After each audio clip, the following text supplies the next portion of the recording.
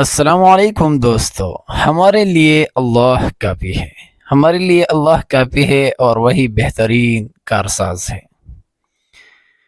میرے دوستو، حضرت ابن عباس رضی اللہ تعالی عنہما روایت کرتے ہیں کہ کلمہ حسبنا اللہ و نعم الوکیل حضرت ابراہیم علیہ السلام نے اس وقت فرمایا تھا جب انہیں آگ میں ڈالا گیا، اور یہی کلمہ نبی کریم صلی اللہ علیہ وآلہ وسلم نے اس وقت فرمایا تھا جب لوگوں نے مسلمانوں کو دھمکی دی کہ قریش نے تمہارے خلاف بڑا لشکر جمع کر رکھا ہے، ان سے ڈرو۔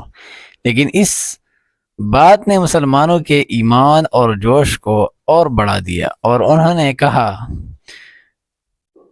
حسبنا اللہ و نعم الوکیل۔ میرے دوستو، ہمارے لیے اللہ کافی ہے اور وہی بہترین کارساز ہے۔